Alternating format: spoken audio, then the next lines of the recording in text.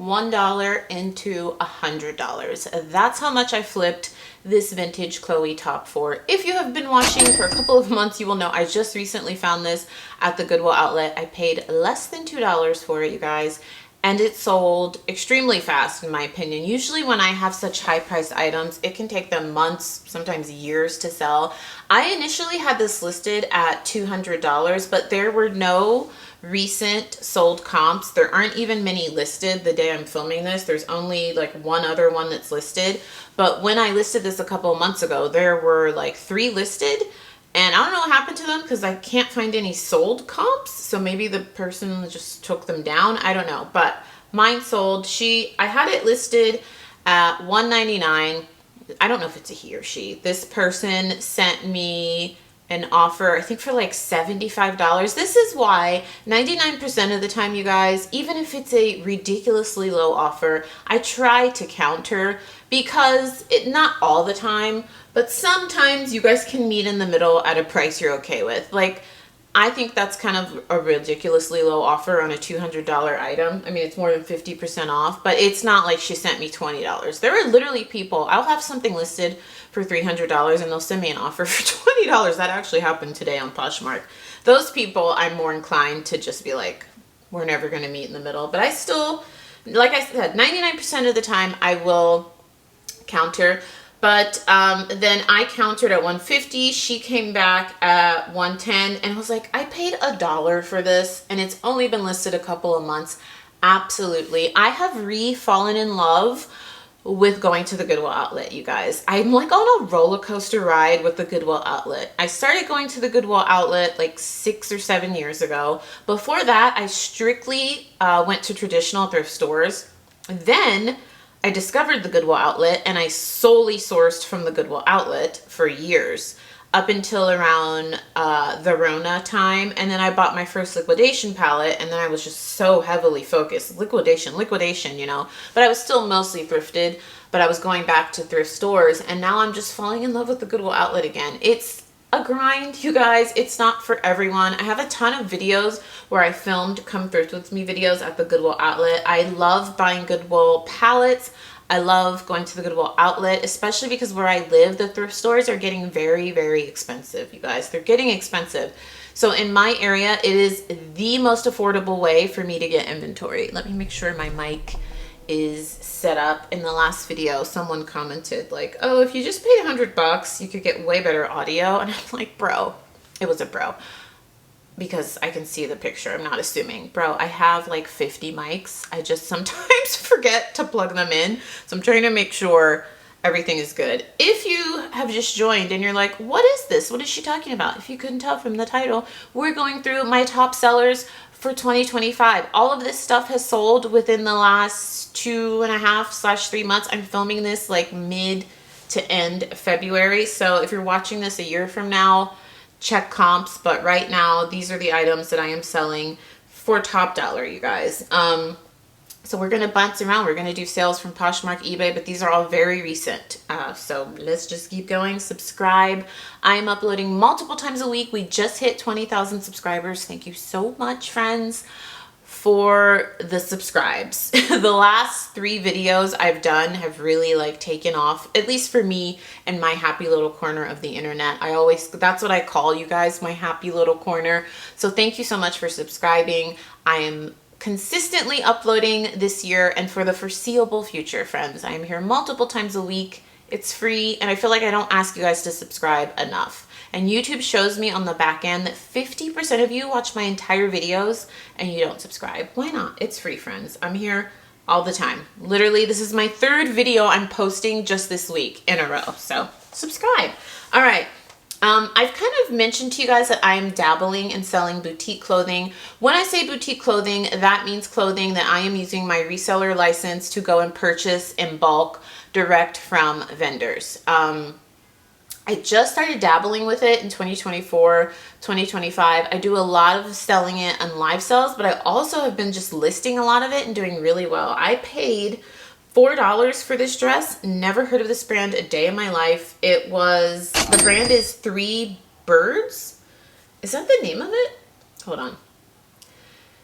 Three Birds Next Star. I knew there was more to it. I love anything star print. I was gonna keep this, but when I saw that there were sold comps at boutiques for this dress for like anywhere from $40 up to $80, I was like, I'm not keeping this. I like it, but I don't like it that much.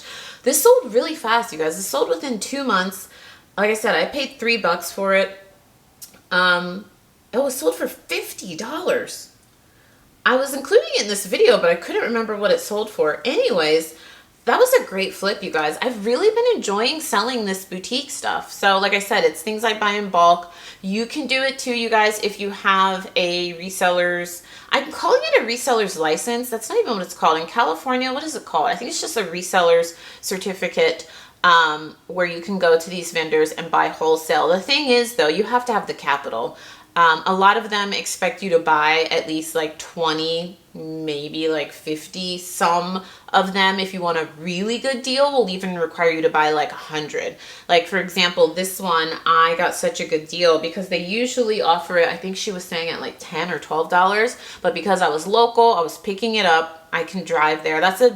I will say that's a benefit that I have, is that I'm local to a lot of these warehouses. So I can just go and pick it up. And because I bought in such bulk, she gave me an amazing deal. So 3 into 50, I will take that. But a lot of the stuff we're going to cover, you guys, is things I've sourced from all of the places. If you are new here, I source every way you can probably think of. I source online.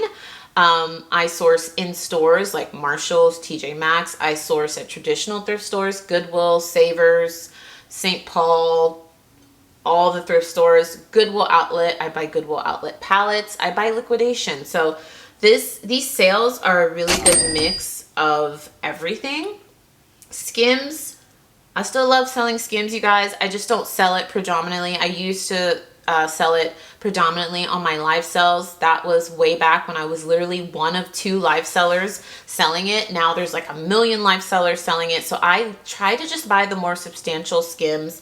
And when I say substantial, I'm talking clothing, I'm talking bodysuits, newer style bras, clothes. So this is a bodysuit that sold for $60.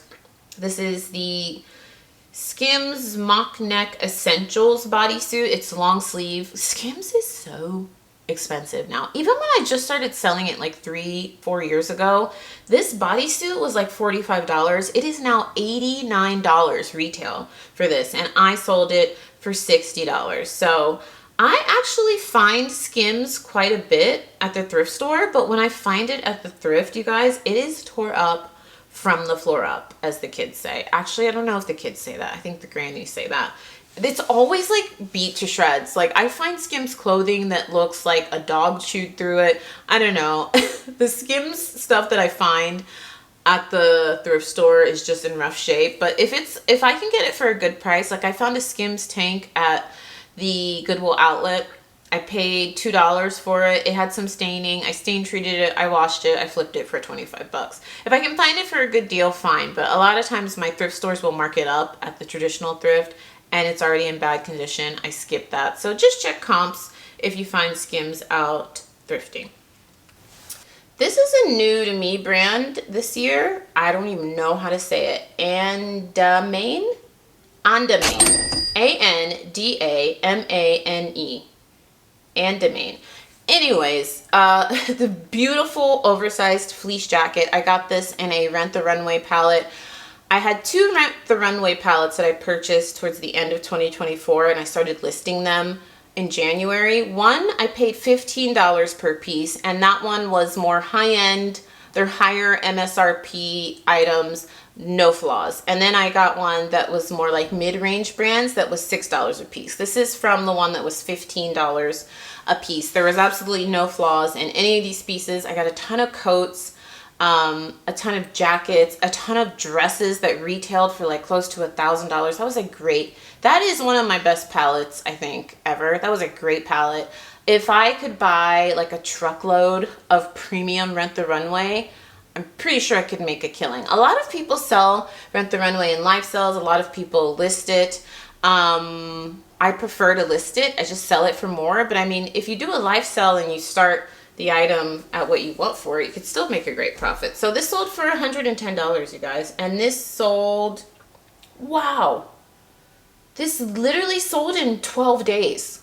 I'm looking at my SKU and I'm looking at the day it sold. It sold in 12 days for $110. 15 into 110, you can't beat that. So that's why I say sometimes if you have the capital and you can get a manifested palette, you should go for it if you can check comps, because I knew I was going to be getting very high retail price items with no flaws. So to me, it's worth it to pay $15 a piece. Now I did have to spend a pretty penny on that palette because there was a minimum I had to get. I think it was like 200 pieces, or maybe it was 300. I'll have to look at my statement, but it was a lot of money up front.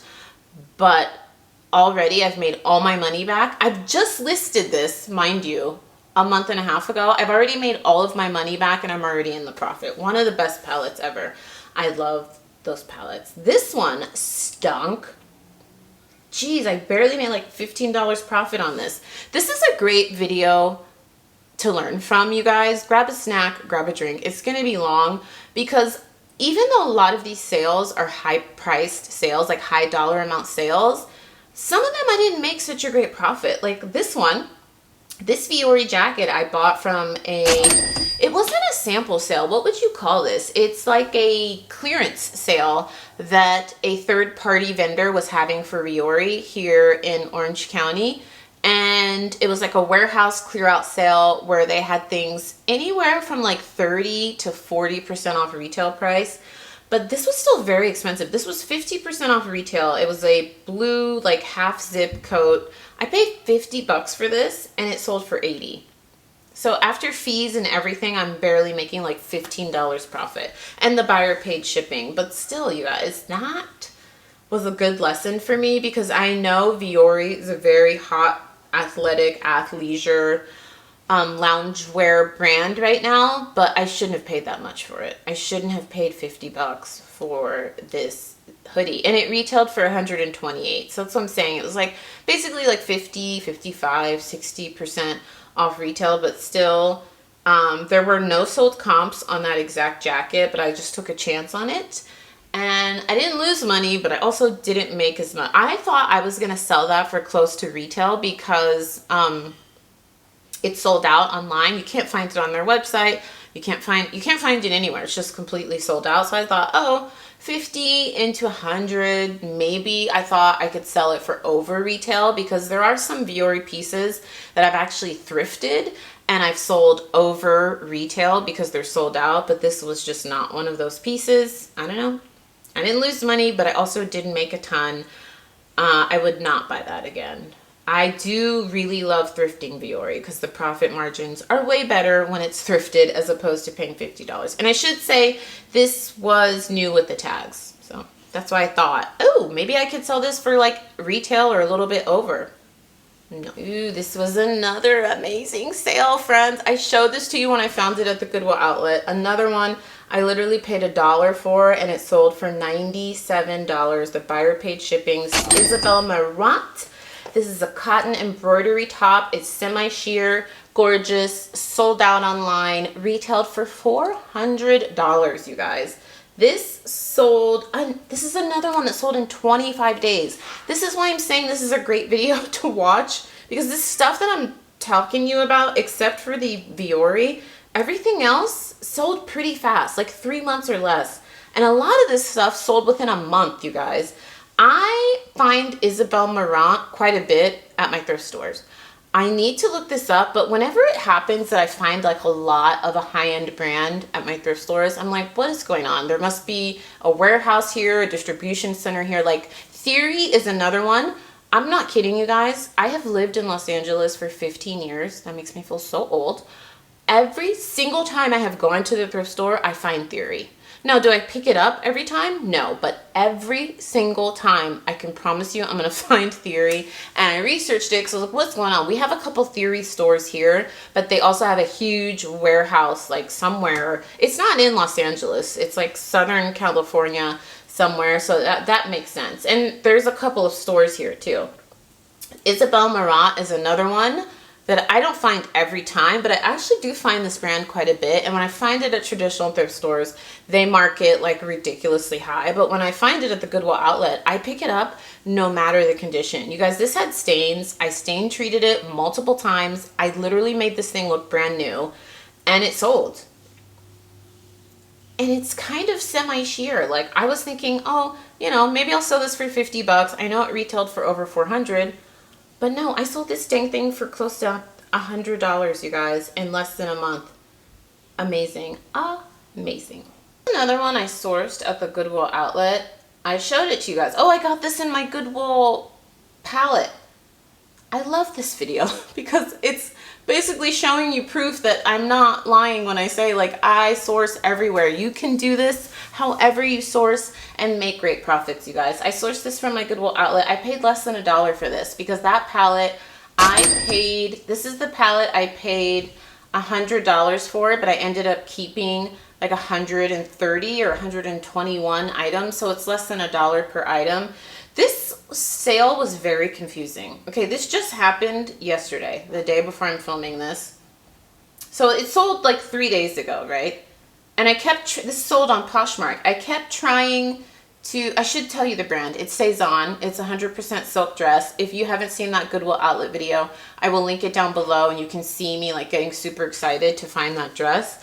It sold. I've never had this happen. I went to print the shipping label and it said, error with shipping address. Please ask buyer to update their address. And so I go in the order and I'm like, hey, Poshmark says, can you update your address? And they're like, okay. A day goes by, 2 days go by, 3 days go by, and I get an email. I forgot about it, honestly. I shipped very quickly, but because I had sent that message, I was like, okay, well, I can't do anything till he or she updates their address. Then I got a message from Poshmark saying, hey, reminder, ship your item within 1 to 2 days. And I'm like, oh yeah, did this person ever update their address? I kept sending messages. They never updated their address. So I canceled the order because at that point it had gotten to like 6 days and I don't take that long to ship. I literally ship next day, worst case scenario, within 2 days. So I canceled the order, and then literally right after I canceled the order, the buyer's like messaging me like, oh, I thought I updated the right address. I don't know. Have you guys ever had that happen before? I couldn't even see the person's address because every time I would click download label, it said error, buyer needs to update their address. Or it basically said like the address that the buyer has is not correct and they need to fix it. So I don't know. When I've purchased on Poshmark, they don't even let me like buy things unless I have a correct address and a credit card. So I don't know what that was about. So this did sell. I had a ton of action on this sale, a bunch of offers. I think I had it listed at 70. This person sent an offer for 50. I just listed this. When did I post that Goodwill outlet video? Like a month ago? I just listed this like 3 weeks ago. I knew it was gonna sell. I thought I was gonna sell it and basically cover the cost of the palette. Cezanne is definitely a bolo, especially if you find anything Cezanne 100% silk. This dress retailed for hundreds of dollars. So I literally have it here. I was like ready to package it up. So I wanted to share it because it's a very quick sale and it was a good profit margin flip. I mean, I paid like 80 cents for this dress and I sold it for 50, but I'm not going to get that money because I don't know what's up with their address. So I will relist it and I promise you that is going to sell again for probably even more, you guys. It's a very expensive brand. It's 100% silk. So I am at storage and I thought I would share the reality of a bulk listing. I think I told you guys recently that my virtual assistant and I are trying to get a month ahead. So basically, for example, like everything that would be going live today would be items we listed a month ago. So that takes a lot of inventory, a lot of listing, and I can talk about the beauty of being a month ahead, but this is like the ugly part of it is that you get backed up. So usually the process is, you guys, I take the photos, I edit them in Photo Room, I upload them to Dropbox, she lists them, and then I also list every day. So then I bring the items to storage and I put them in their respective bins. But because we both, she and I, have been listing like mad women, I'm backed up on inventory. I tell you guys all the time, I like to get in and out of here. I don't have all day to just stay here and put 100 items away. I just don't. So I do it when we're bulk listing like this. I do it a little bit every day, but I've just been getting so backed up because my full-time job's been busy, real estate. I've literally been coming here, dropping inventory off, picking the sales up that sold, and leaving. So I am now here to inventory all of this. Plus I'm going to pick up some sales and film a ship with me video. If you have not seen those, I post them now exclusively on Instagram and TikTok, and I will leave both of those accounts linked down below. My TikTok is more of a mix of lifestyle, reselling, TikTok shop stuff, and then Instagram is just strictly reselling. So if you're thinking like, oh, which one do I want to follow? If you're not interested in like lifestyle, fitness, stuff like that, don't follow the TikTok. Instagram is for you. I'm more active, honestly. I'm active on both. Anyways, I'm going to film that video. But yeah, I wanted to share this because, you know, I always talk about sharing the reality of reselling. This is the reality of listing 20 to 40 items every single day, is that you have to put this stuff away. Well, I do. I know some people will get even more backed up than this, but this literally, my type A personality is driving me insane. I can't have this like this, so I'm going to put this away. I'm not doing all of it, I should say. I'm just working on the Hulkin. I'm going to put the Hulkin stuff away. This will be tomorrow, and this will be the next day. So I'm breaking it up because, again, I don't have that much time, but I have a little bit more time today to go through it.